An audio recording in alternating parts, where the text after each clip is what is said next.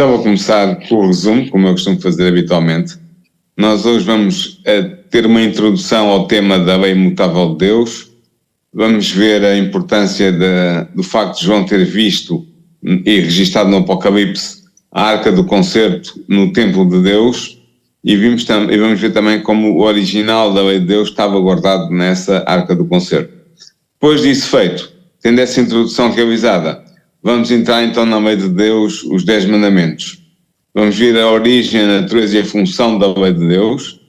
Vamos ver a relação entre a lei e a graça no plano da salvação. Vamos ver Jesus, os apóstolos, a igreja dos últimos dias e a lei de Deus, como é que eles se posicionaram. E vamos terminar com a recompensa que a observância da lei de Deus pode trazer àqueles que são obedientes e concluiremos assim. Por isso, sem mais delongas, vamos começar então o nosso programa. O Ellen White começa este capítulo a citar o livro do Apocalipse, nomeadamente o capítulo 11, o versículo 19, que diz: "E abriu-se no céu o templo de Deus, e a arca do seu concerto foi vista no templo." Portanto, João é claro quando diz que há um templo no céu e que a arca de Deus está nesse templo, nos santos dos santos, porque é aí que ela está situada. No serviço do tabernáculo terrestre, que servia de exemplo e sombra de coisas celestiais, o Santo dos Santos era aberto apenas no dia das expiações, para a purificação do santuário.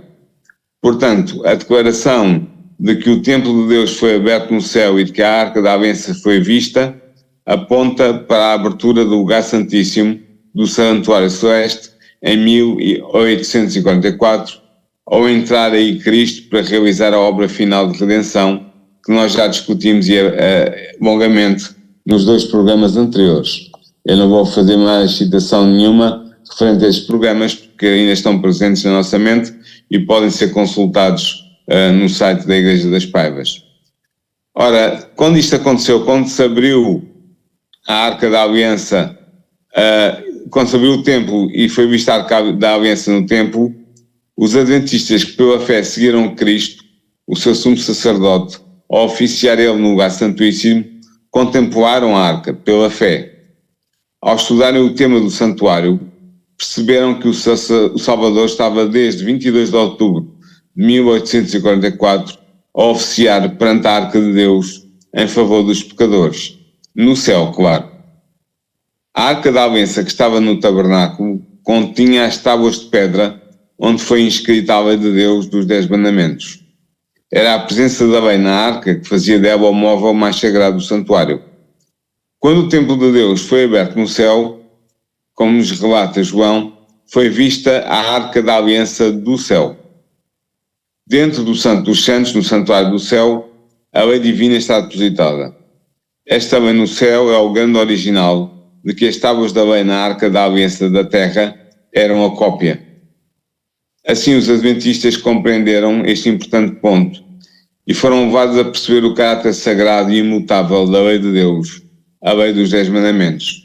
Portanto, hoje vamos seguir Ellen White de perto, pelo menos no seu espírito, no espírito do seu capítulo, e vamos falar sobre a importância e vigência dos 10 mandamentos.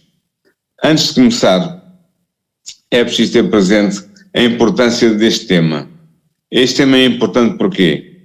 Porque há muitos cristãos modernos que defendem a caducidade da lei moral dos 10 mandamentos. Eles dizem que a lei já não está em vigor, que a lei foi abolida por Cristo na cruz, que nós não temos obrigação nenhuma moral ou outra de guardar a lei dos 10 mandamentos.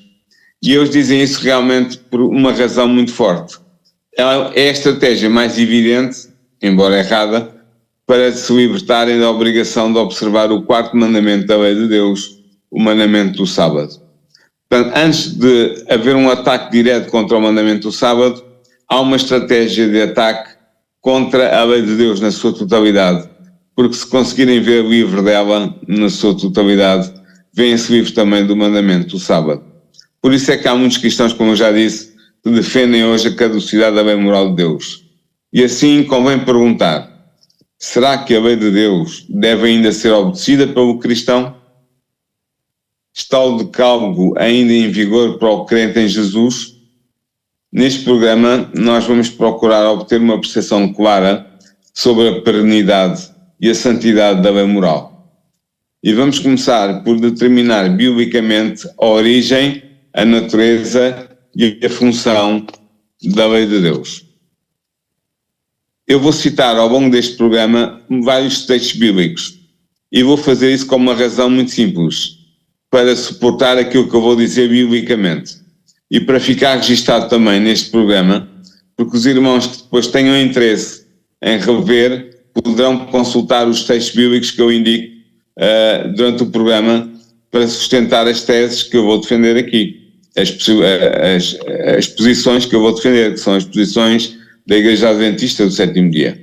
Então comecemos pela origem, natureza e função da lei de Deus. Depois de ter libertado o seu povo da escravidão e de ter o feito sair do Egito, Deus revelou-se majestosamente a Israel desde o cume do Monte Sinai. Moisés relata no livro de Êxodo a solene manifestação de Deus nessa ocasião. O Criador surgiu diante do povo em toda a sua terrível glória e promulga a lei dos 10 mandamentos, isto é, o Decálogo. Nós vemos isso em Êxodo 20, versículos 1 e 2. Ora, é significativo que as palavras que Deus escolheu pronunciar quando se revelou ao povo no Sinai são a expressão da sua santa lei moral. De facto, tendo-se identificado como o Redentor de Israel, em Êxodo 20, versículo 2, Deus diz: Eu sou Yahvé teu Deus, que te fez sair da terra do Egito, da casa da servidão. Depois de se ter identificado assim como o Redentor, Deus anuncia em seguida os 10 mandamentos. E estes estabelecem os seguintes princípios morais. Eu vou ler Êxodo 20, versículo 3 a 17, para todos aqueles que possam não ter presente inteiramente os 10 mandamentos e qual é o seu conteúdo. Então, começando pelo primeiro: não terás outros deuses diante de mim. Segundo: não farás para ti imagem esculpida de nada que se assemelhe ao que está lá em cima nos céus, ou embaixo na terra, ou nas águas que estão debaixo da terra. Não te prostrarás diante desses deuses e não os servirás, porque eu, Yahvé teu Deus, sou um Deus ciumento, que pune a iniquidade dos pais sobre os filhos, até à terceira e quarta geração dos que me odeiam, mas também ajo com amor até à 1000ª geração, para aqueles que me amam e guardam os meus mandamentos. Terceiro mandamento: não pronunciarás em vão o nome de Yahvé teu Deus, porque Yahvé não deixará impune aquele que pronunciar em vão o seu nome. Quarto mandamento: lembra-te do dia de sábado para santificá-lo. Trabalharás durante 6 dias e farás toda a tua obra. O 7º dia, porém, é o sábado de Yahvé teu Deus.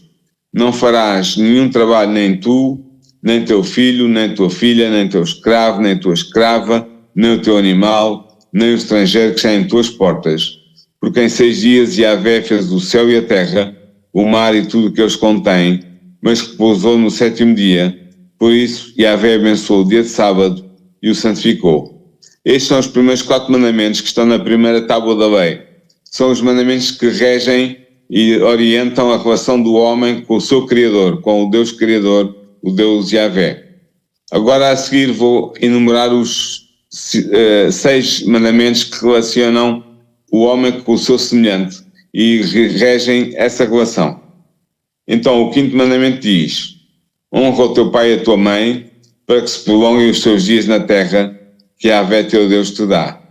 O 6º mandamento: não matarás. O 7º mandamento: não cometerás adultério. O 8º mandamento: não roubarás. O 9º mandamento: não apresentarás um falso testemunho contra o teu próximo. E finalmente o 10º mandamento: não cobiçarás a casa do teu próximo, não cobiçarás a sua mulher, nem o seu escravo, nem a sua escrava, nem o seu boi, nem o seu jumento, nem coisa alguma que pertença a teu próximo. Como eu disse no início, este texto está em Êxodo 20, versículos 3 a 17, e é a declaração que Deus fez no Monte Sinai da sua santa lei. Ora, é muito significativo o facto de o próprio Deus, depois de pronunciar a sua lei, ter escrito essa mesma lei em 2 tábuas de pedra, as quais foram entregues a Moisés para memória futura. Nós vemos isso em Êxodo, capítulo 24, versículo 12 e capítulo 32, versículos 15 e 16. É evidente o simbolismo patente neste ato divino, ou seja, o ato de Deus ter escrito a sua lei em tábuas de pedra. Deus queria deixar claro que a sua lei era tão duradoura quanto a pedra em que ela fora gravada. É igualmente significativo que Deus tenha ordenado a Moisés que colocasse na Arca da Aliança as 2 tábuas de pedra contendo a lei. Vemos essa presença da lei na Arca em 1 de Reis, capítulo 8, versículo 9. Sendo a Arca da Aliança o móvel mais sagrado do tabernáculo e mais tarde do templo, Deus pretendia assim fazer sobressair a santidade da sua lei condensada no Decálogo. De facto, a eternidade e a santidade da lei dos 10 mandamentos são reveladas pela Escritura Sagrada na medida em que a essência de Deus e a essência da sua lei partilham os mesmos atributos. E agora chamava a atenção dos meus irmãos para esta comparação entre a essência de Deus, do caráter de Deus, e a essência da sua lei, o caráter da sua lei. Então reparem, Deus é justo, diz-nos Romanos 3,26, e a sua lei é justa, Romanos 7,12. Deus é verdadeiro, João 3,33, e a sua lei é verdadeira, Neemias 9,13. Deus é fiel, 1 Coríntios 1,9, e a sua lei é fiel, Salmos 119,86. Deus é bom, Naum 1,7, e a sua lei é boa, Romanos 7,12. Deus é espiritual, 1 Coríntios 10,4, e a sua lei é espiritual, Romanos 7,14. Deus é santo, Isaías 6,3, e a sua lei é santa, Romanos 7,12. Deus é a verdade, João 14,6, e a sua lei é a verdade, Salmos 119, 142. Deus é vida, João 14,6, e a sua lei é vida, João 12,50. Deus é a nossa justiça, Jeremias 23,6, e a sua lei é a nossa justiça, Salmos 119, 172. Finalmente, Deus permanece para sempre, João 8,35, e a sua lei também permanece para sempre, Salmos 111, 8. Note-se igualmente que, segundo as Sagradas Escrituras, a lei de Deus está fundada num princípio essencial. Esse princípio é o amor. Segundo o apóstolo Paulo, quem ama o outro cumpriu a lei. O amor não faz mal ao próximo, de sorte que o cumprimento da lei é o amor. Fim de citação de Romanos 13, versículos 8 a 10. Ora, de acordo com o apóstolo João, Deus é amor, como nós sabemos muito bem, está em 1 João 4, versículo 8 e versículo 16. Mais uma vez, a essência da lei e a essência de Deus partilham o mesmo atributo essencial. Esta coincidência de atributos essenciais explica-se pelo facto de a lei moral dos 10 mandamentos ser a expressão do próprio caráter moral de Deus. Assim sendo, a lei não só é tão santa como Deus, mas ela é também tão eterna e tão imutável como Ele. A lei dos 10 mandamentos, o Decálogo, é efetivamente o eterno código de conduta moral a que o homem deve prestar obediência. Salmos 111, 7 e 8 e Salmos 119, 152 diz-nos exatamente isso. No entanto, nós devemos interrogar-nos: qual é a função que a lei de Deus desempenha no plano da salvação da humanidade? Segundo o apóstolo Paulo, no processo da justificação pela fé que leva à salvação, o Decálogo tem como função determinar e identificar o que é o pecado. Romanos 3:20 e 5:13 diz-nos isso. Como ele próprio escreveu em Romanos 7, versículo 7, o que diremos então? Que a lei é pecado? De modo nenhum. Entretanto, eu não conheci o pecado senão através da lei, pois não teria conhecido a concupiscência se a lei não tivesse dito: não cobiçarás. Fim de citação. Ora, se o pecado é a transgressão da lei, quantos mandamentos da lei de Deus é necessário transgredir para sermos considerados pecadores, isto é, transgressores da lei? Tiago, o irmão de Jesus, afirma claramente que aquele que guarda toda a lei, mas desobedece a um só ponto, torna-se culpado da transgressão da lei inteira, pois aquele que disse não cometerás adultério, também disse não matarás. Portanto, se não cometeres adultério, mas praticas um homicídio, tornas-te transgressor da lei. Fim de citação. Estou a citar Tiago 2, versículos 10 e 11. Tiago também declara que a lei dos 10 mandamentos é a norma que orientará o juízo final a que a humanidade será submetida. Tiago diz-nos isso na sua epístola, capítulo 2, versículo 12. Se a lei tem uma função a desempenhar no processo da justificação pela fé que conduz o homem à salvação, então podemos interrogar-nos sobre a relação existente entre a lei e a graça no plano da salvação da humanidade, concebido por Deus. E é exatamente sobre isso que eu irei falar em seguida. Para compreendermos a relação da lei e da graça no plano da salvação, devemos determinar qual é a definição bíblica de pecado. O apóstolo João afirma de modo cristalino que o pecado é a violação da lei, em 1 João, capítulo 3, versículo 4, sendo evidente que a lei a que ele se refere é a lei moral, o decálogo. Ora, quando o homem viola a lei e comete um pecado, ele deve arcar com as consequências do seu ato. A mais grave dessa consequência é a condenação à morte, pois o salário do pecado é a morte, como nos diz Romanos 6, versículo 23. No entanto, na sua misericórdia, Deus não quer condenar à morte o homem penitente. Assim, ele estende ao homem a sua graça para salvar o pecador da morte eterna. Por isso, o apóstolo Paulo pôde escrever o seguinte: pela graça fostes salvos por meio da fé. Efésios 2, versículo 8 e 9. Assim, como diz Paulo em Gálatas 2,16, o homem não se justifica pelas obras da lei, mas pela fé em Jesus Cristo. Fim de citação. Mas se a observância da lei não justifica, que relação existe entre a fé e a lei de Deus? A justificação pela fé anula a necessidade do crente observar a lei moral? A resposta bíblica a esta pergunta crucial sobre a função da lei no plano da salvação é bem clara. Anulamos, pois, a lei pela fé? De maneira nenhuma. Antes estabelecemos a lei, como diz Paulo em Romanos 3, 31. A lei é estabelecida pela fé, porque aquele que é salvo pela graça mediante a fé é salvo para viver uma vida de santificação. Isto é salvo para ser guiado pelo Espírito de Deus na observância da lei a que antes desobedecia.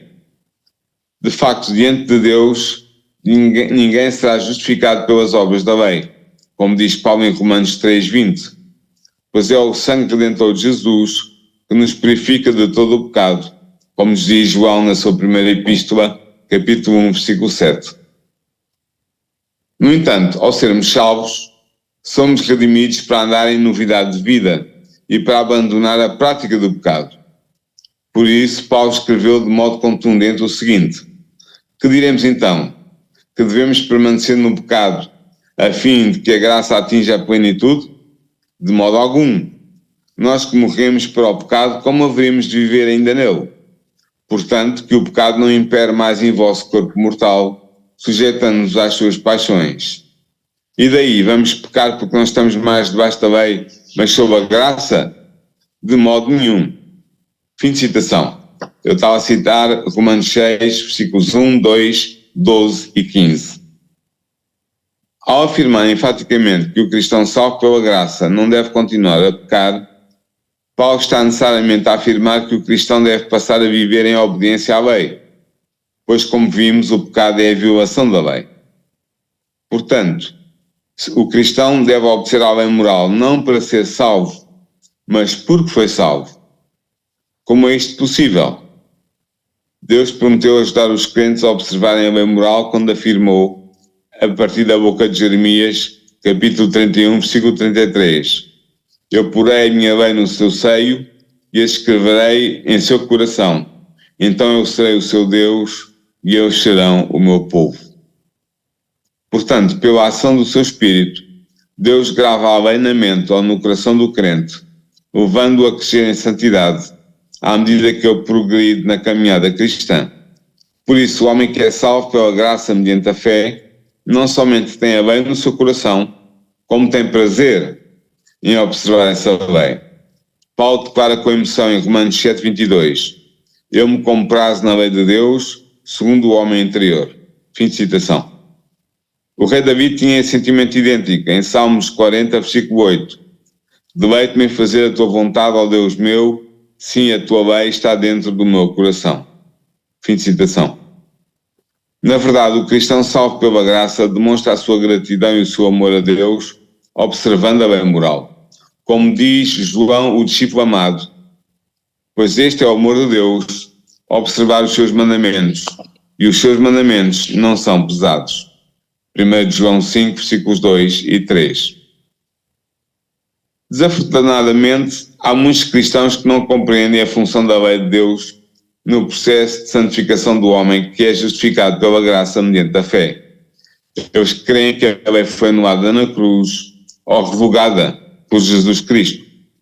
No entanto, o próprio Jesus foi bastante claro ao afirmar que não tinha vindo à Terra para revogar a lei. Ele veio para dar-lhe pleno cumprimento. Daí ter declarado em Mateus 5, versículos 17 e 18 o seguinte: não penseis que vim revogar a lei e os profetas. Não vim revogá-los, mas dar-lhes pleno cumprimento. Fim de citação. Portanto, Jesus afirma a imutabilidade e a perenidade da lei moral. Daí ele ter dito que é mais fácil passar o céu e a terra do que uma só vírgula cair da lei. Lucas 16, 17. Isto significa que Jesus era um observador da lei. De facto, se ele viveu uma vida sem pecado, e se o pecado é a violação da lei, como já vimos, então isto significa que Jesus viveu toda a sua vida em perfeita obediência à lei moral de Deus.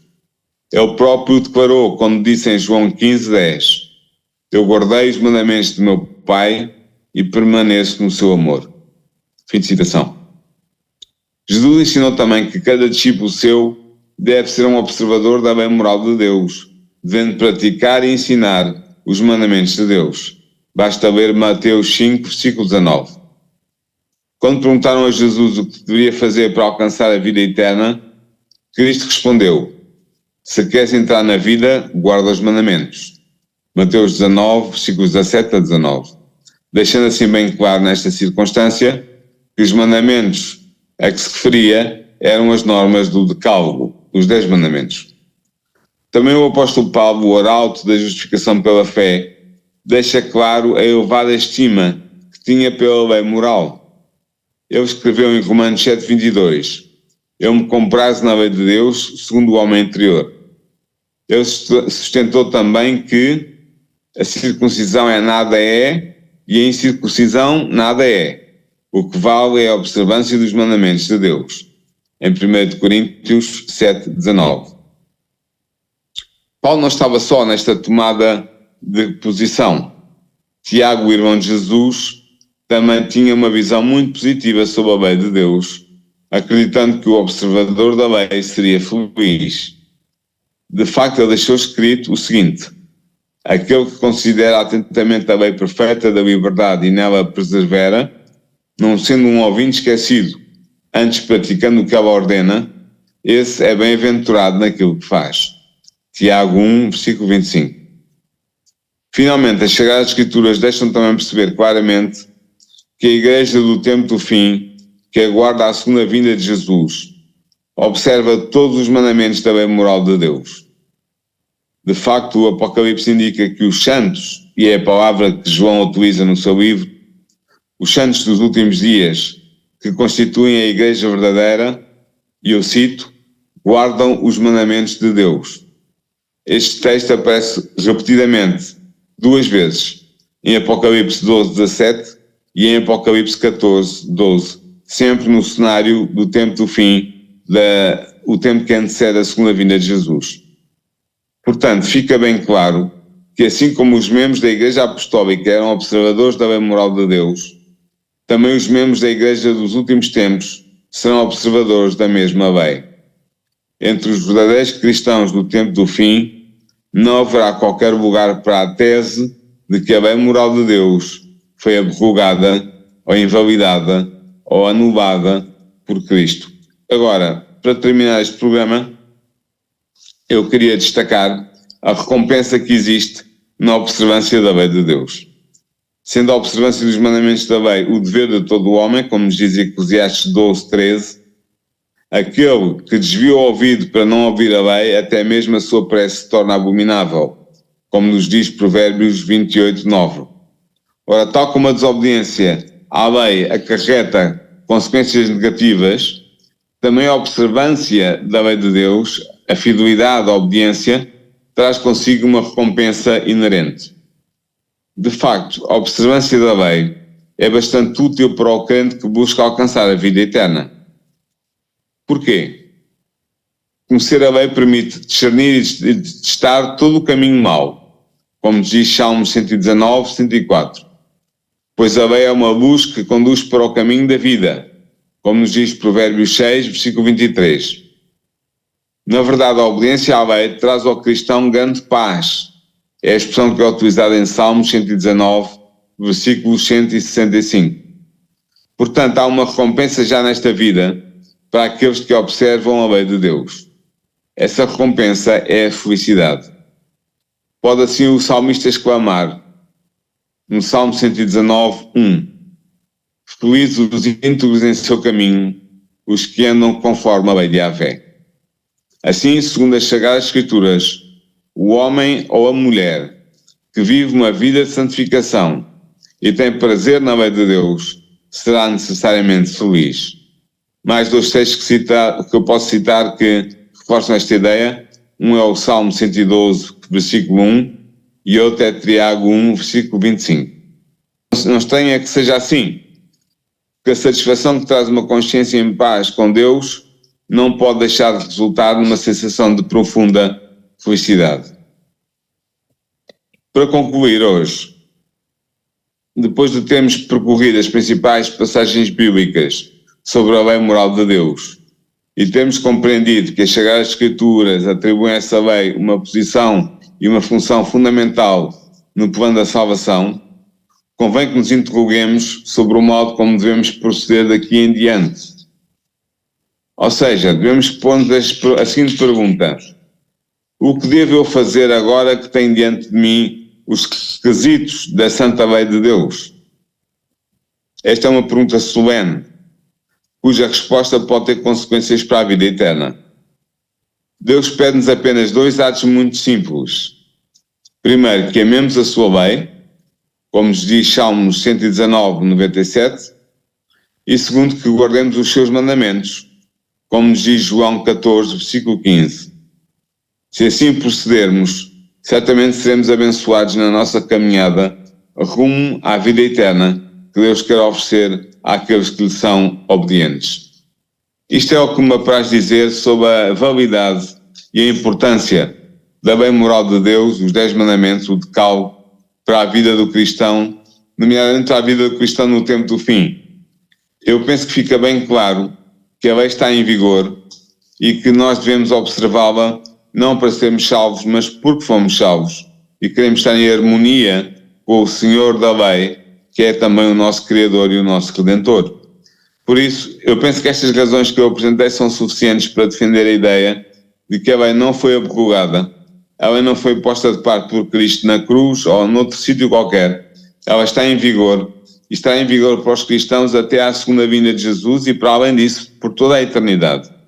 Por isso é que a lei foi escrita em tábuas de pedra e por isso é que Apocalipse 14 e Apocalipse 12 dizem claramente que os cristãos, os discípulos fiéis de Jesus do tempo do fim, antes da sua segunda vinda, são observadores dos mandamentos da lei de Deus. Assim fica uma resposta dada àqueles que procuram defender a sua posição contra a lei, contra o sábado, dizendo que a lei foi revogada. Ela não foi revogada, ela está em vigor para todos nós. Que nós possamos estudá-la, aprendê-la e, sobretudo, pô-la em prática na nossa vida. É o meu desejo para todos nós esta noite.